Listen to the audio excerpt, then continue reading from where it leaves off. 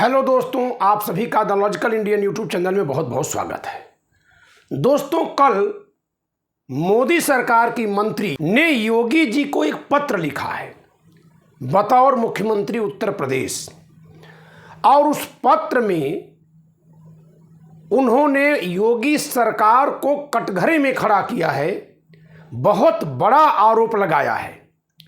लेकिन पत्र में उन्होंने उसी मुद्दे पर मोदी जी की तारीफ की है। जी हां, इस मंत्री का नाम है अनुप्रिया पटेल। अपना दल एस की एकमात्र सांसद हैं और मंत्री हैं केंद्र सरकार में, राज्य मंत्री हैं। सरकार गठन के एक हफ्ते के भीतर ही सबसे पहला जो एक्शन लिया जा रहा है वो योगी जी के खिलाफ लिया जा रहा है, और योगी को हल्का करने के लिए सबसे पहले उनको ओबीसी और एससी एसटी विरोधी साबित करने की एक कोशिश की जा रही है। एक ये ऐसी कोशिश है जो केवल योगी पर तो प्रहार होगा, लेकिन बीजेपी उससे बची रहेगी। कैसे? वो इनके पत्र के मजमून में स्पष्ट है। अगर ये योगी जी पर आरोप लगाती तो बीजेपी पर भी आरोप जाता, लेकिन योगी जी पर आरोप लगाने से पहले ये मोदी जी की तारीफ के कसीदे पढ़ रही हैं उसी पॉइंट पर। आखिर इसके पीछे कौन है, किसकी चाल है और क्या करने के लिए ये सब करवाया जा रहा है? मैं आगे पत्र पढ़ूं इसके पहले ही ये बता दे रहा हूं दोस्तों कि इसीलिए मैं कहता हूं कि संविधान जागरूकता जरूरी है देश में। ये नेता हमारे जज्बातों से खेलते हैं, तमाशा बनाकर रखते हैं। अगर ऐसा हो रहा था जैसा कि पत्र में लिखा है कि एससी एसटी और ओबीसी के लोगों की नियुक्ति नहीं की जा रही है आपकी सरकार में, तो 7 साल बाद याद आ रही है। अमित शाह और नरेंद्र मोदी क्या कर रहे थे अब तक? जब चुनाव में उत्तर प्रदेश से सीटें कम मिली तब आपको लोगों का दर्द समझ में आया, और वो दर्द भी आप राजनीति के माध्यम से साट रहे हैं, जिसको प्रशासनिक तरीके से सही करना चाहिए। तो कभी नेहरू जिम्मेदार, तो कभी गांधी जिम्मेदार, तो कभी देश की जनता जिम्मेदार, तो कभी लोग जिम्मेदार, कभी मुसलमान जिम्मेदार, कभी मुगल जिम्मेदार, अब योगी जिम्मेदार, क्योंकि यही एक तरीका इनको आता ही है।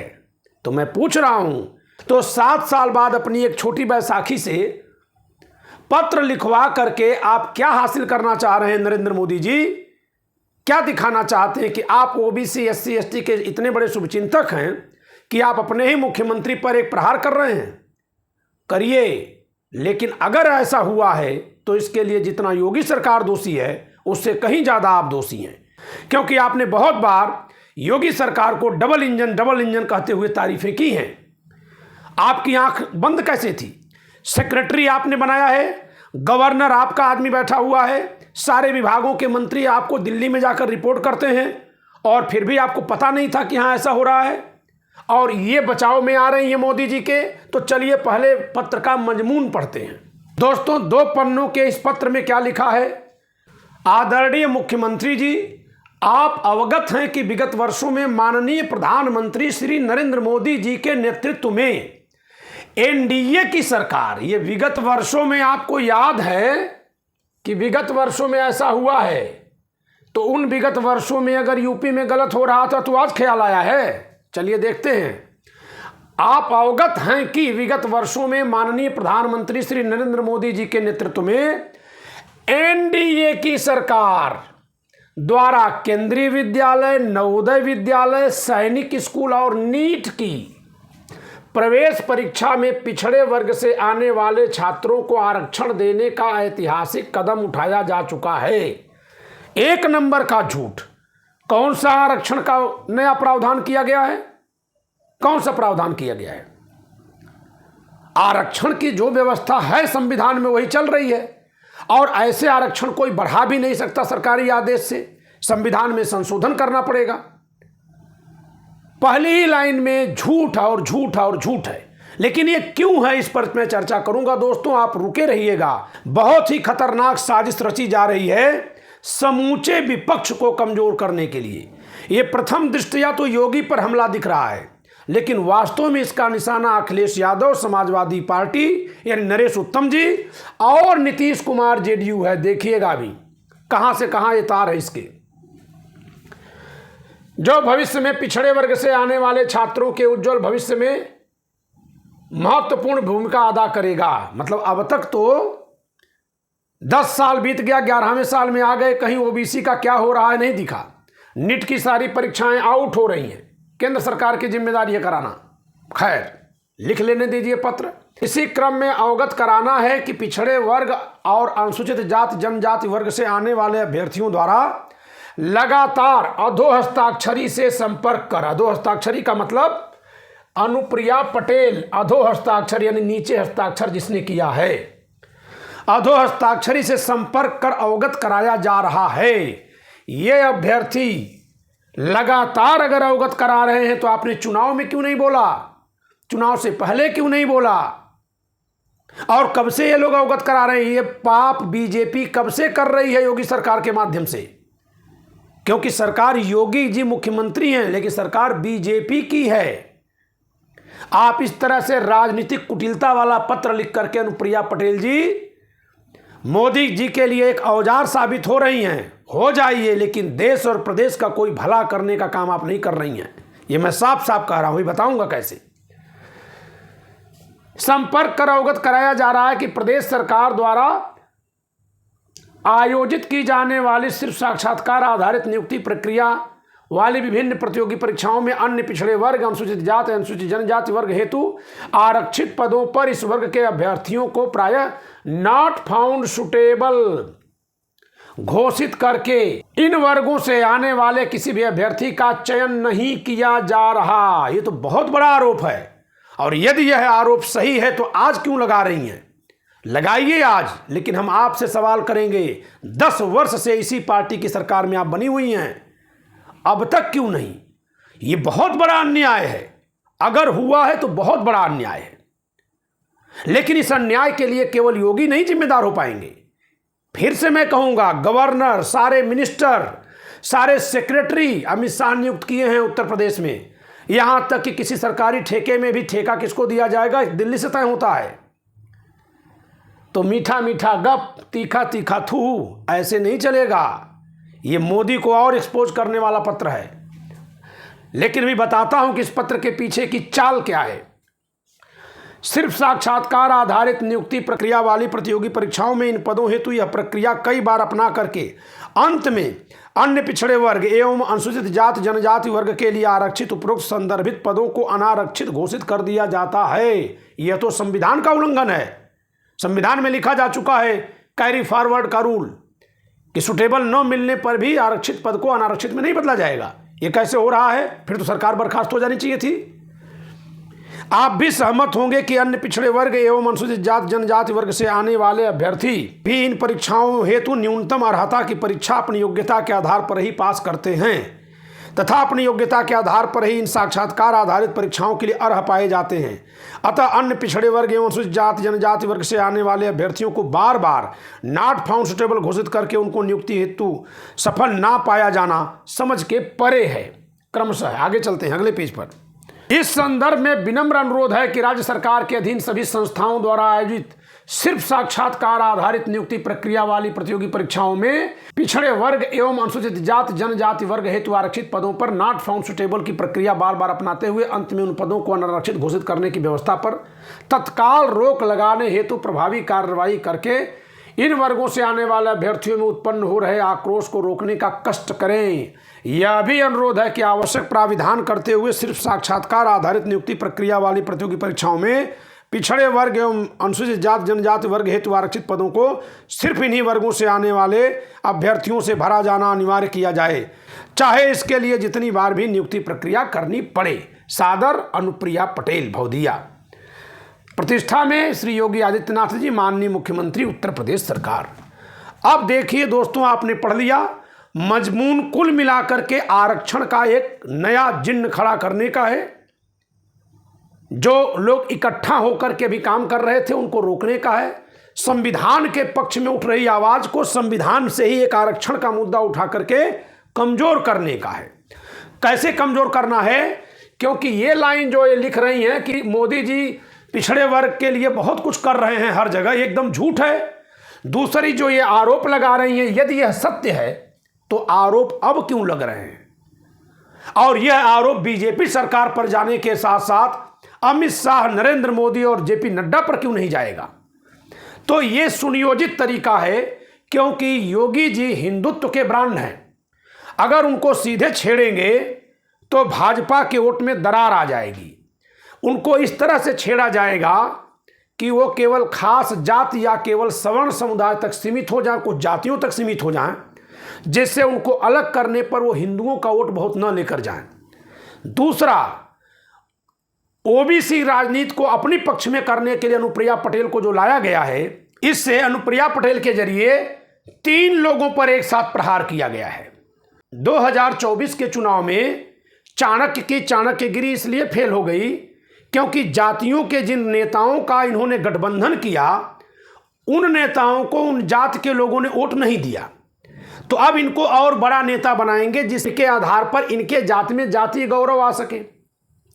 अनुप्रिया पटेल ओबीसी समाज की 3 प्रमुख जातियां, जो सवर्णों की ठीक बात की जातियां हैं, जाट, यादव और कुर्मी, में से कुर्मी समाज से आती हैं।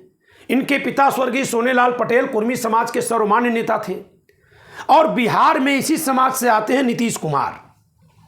तो राजनीति समझिए दोस्तों, अनुप्रिया पटेल को छोड़ करके इस बार उत्तर प्रदेश के पटेल समाज के लोगों ने बहुत बड़े पैमाने पर सपा यानी इंडिया गठबंधन को वोट कर दिया। तो अब बीजेपी के पास 2 विकल्प था, या तो इनसे पीछा छुड़ा ले कि आपके पास तो वोट ही नहीं है, लेकिन अगर ऐसा कर देंगे तो फिर तो पटेल वोट एकदम से चला जाएगा। तो दूसरा तरीका ये अपनाया गया कि क्यों नहीं इनको इतना बड़ा कर दिया जाए कि पटेल समाज वापस इनके साथ जुड़ जाए, और यही सोच करके इनके जरिए चिट्ठी लिखवाई गई है। क्योंकि पटेल समाज का वोट बीजेपी में नहीं गया है, पटेल समाज का वोट सपा और इंडिया गठबंधन को गया है। तो अगर पटेल समाज इस मुद्दे पर अलग होगा कहीं भी, यानी अनुप्रिया पटेल के साथ जुड़ेगा, तो नुकसान सपा का होगा। नरेश उत्तम को जो प्रदेश अध्यक्ष बना करके समाजवादी पार्टी ने कुर्मी समाज को जोड़ा है, या कुर्मी समाज संविधान के नाम पर, तानाशाही हटाने के नाम पर, रोजगार के नाम पर इंडिया गठबंधन के साथ अपने को जोड़ा है, उससे उसको दूर करके अनुप्रिया पटेल के साथ जोड़ करके एक तरफ किया जाएगा। ये साजिश है। दूसरी बात, संभव है कि उत्तर प्रदेश का 4 हिस्सों में विभाजन बहुत जल्द हो जाए। जी हां, इसकी पूरी संभावनाएं हैं कि बहुत ही जल्दी उत्तर प्रदेश को 4 हिस्सों में बांटा जाए। पूर्वांचल, बुंदेलखंड, हरित प्रदेश और मध्य उत्तर प्रदेश, ये 4 हिस्सों में इसको बांटा जा सकता है। नाम अलग अलग हो सकते हैं। ऐसे में मिर्जापुर से आने वाली अनुप्रिया पटेल को बुंदेलखंड का सीएम भी बनाया जा सकता है, उसी तरह से जैसे मोहन यादव को मध्य प्रदेश का सीएम बनाया गया, जैसे भजन लाल शर्मा को राजस्थान का सीएम बनाया गया। उन दोनों लोगों की तुलना में तो ज़्यादा नोन है। तो इनको सीएम बना करके बीजेपी एक तरफ समाजवादी पार्टी को काटेगी और दूसरी तरफ नीतीश कुमार को कमजोर करेगी। इनके जरिए बिहार में खेला किया जाएगा, क्योंकि योगी और नीतीश कुमार दोनों से नरेंद्र मोदी और अमित शाह की जोड़ी पीछा छुड़ाना चाह रही है। ये एकदम बात सामने है, इसमें कहीं कोई दो राय नहीं है। तो इसी के लिए अनुप्रिया पटेल को इस समय पर आगे लाया गया है। यह जो चाल चली गई है, यह हर तरह से नरेंद्र मोदी और अमित शाह के पक्ष में जाने वाली है। क्योंकि अपने देश में जाति और वर्ग के नाम पर लोग इतना तेज उछल कर आगे आते हैं कि कोई गैर जात का व्यक्ति चाहे किसी दूसरी जात समाज के लिए जितना भी क्यों न न्याय की लड़ाई लड़े, आमतौर पर समाज उसको उसकी जात से ही पहचानता है। जी हाँ, मनोज झा को देख लीजिए, चाहे जितनी लड़ाई लड़ लें, लेकिन जब गिना जाएगा कि कितने ब्राह्मण सांसद, तो मनोज झा को ब्राह्मण में गिन करके आलोचना की जाएगी, जबकि मनोज झा ब्राह्मणों के लिए कौन सी लड़ाई लड़ते हैं। सारी लड़ाई, सारा आंदोलन, सारा विमर्श उनका जो है उस समाज के लिए है जिसे वंचित कहा गया है। लेकिन क्योंकि वो जन्म से वहां हैं, तो वही बात है, क्योंकि ये जन्म से ओबीसी हैं, कुर्मी समाज से आती हैं, तो समाज इनको अपना नेता मानकर इनके साथ जुड़ लेगा। इनकी जात के लोग, इनके समाज के लोग जो इनसे अभी दूर हुए थे, उनको इनकी तरफ करो, जिससे कि विपक्ष कमजोर हो। यह चाल चली जा रही है और यह बहुत हद तक सफल होने वाली चाल दिख रही है। क्यों? क्योंकि अभी चुनाव है नहीं और केंद्र में मोदी की सरकार इस तरह से अब बैठ गई है कि उसको हटा पाना, गिरा पाना इतना आसान नहीं है। क्यों नहीं है?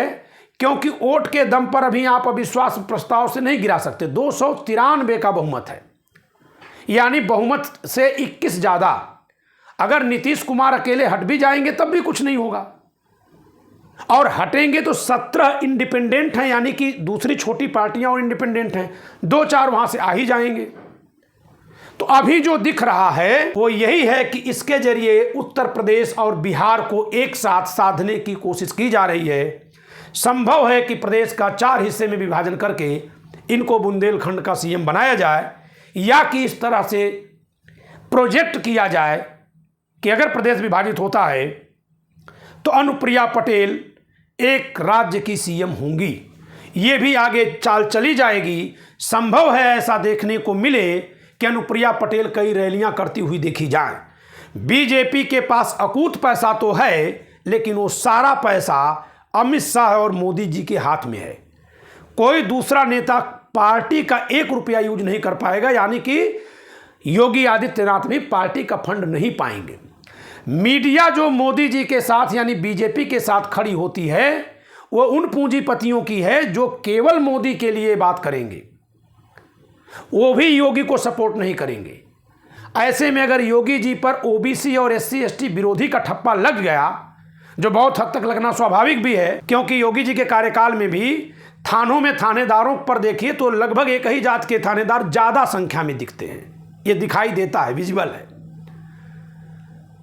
योगी जी ने कहा था कि जो कोई अपनी गाड़ी पर जाति सूचक शब्द लिखकर घूमेगा उस पर चालान होगा। अखबार में केवल एक ही खबर आई इस संबंध में कि कोई सिन्हा जी लिखकर घूम रहे थे, उन्हीं का चालान हुआ। हर जगह क्षत्रिय, राजपूत और न जाने क्या क्या लिखा रहता, कहीं कोई गाड़ी लखनऊ में नहीं पकड़ी जाती है। यानी कुछ न कुछ चलता है जातिगत इस तरह से। तो जब कभी कोई सरकार में होता है तो उस जात के लोगों का मनोबल बढ़ जाता है, वो थोड़ा गलत भी करने लगते हैं और शेष समाज में भय भी आने लगता है। तो इसी को थोड़ा और हवा अगर दे दी जाएगी तो योगी जी वर्तमान में कमज़ोर दिखाई देंगे, क्योंकि केंद्र की सत्ता में मोदी और अमित शाह जिस तरह से बैठ गए हैं, तत्काल में उनको कमज़ोर कर पाना संभव नहीं है। चुनाव में जितना कमज़ोर करना था उतना उत्तर प्रदेश ने किया है। अब बारी नरेंद्र मोदी और अमित शाह की है। देखते हैं ऊंट किस करवट बैठता है, लेकिन राजनीति की एक नई बिसात बिछाई जा चुकी है, मोहरे चले जा चुके हैं, चाल चलने की बारी अब योगी जी की है। दूसरी बात दोस्तों कि मैं संविधान जागरूकता यात्रा की बात क्यों बार बार कह रहा हूं, क्योंकि ये नेता अपने कुर्सी के लिए अपने टाइमिंग के हिसाब से मुद्दे उठाते रहते हैं, केवल उठाते हैं मुद्दे। इन मुद्दों के समाधान का इनका कोई मन नहीं होता है, कोई भाव नहीं होता है। इन्हें मुद्दे केवल जनता को बांट करके इधर का वोट इधर, इधर का वोट इधर करने के लिए होता है। रत्ती भर इनका मन, इनका भाव न्याय दिलाने का नहीं होता है, जो इनके पत्र से ही स्पष्ट हो रहा है कि लगातार कई वर्षों से इस समाज के लोग अधोहस्ताक्षरी से संपर्क कर रहे हैं और पीड़ा व्यक्त कर रहे हैं। तो आप इंतजार कर रही थी क्या? तो आप इस पर नज़र गड़ाए रखिएगा। बहुत बड़ा राजनीतिक भूचाल आने वाला है, लेकिन अभी इस भूचाल से अमित शाह और मोदी प्रभावित होने वाले नहीं दिख रहे हैं। ये मेरा अपना मूल्यांकन है, आप सहमत असहमत हो सकते हैं। इस वीडियो में इतना ही। वीडियो लाइक करिए, शेयर करिए, चैनल सब्सक्राइब न किया सब्सक्राइब करिए। जय संविधान।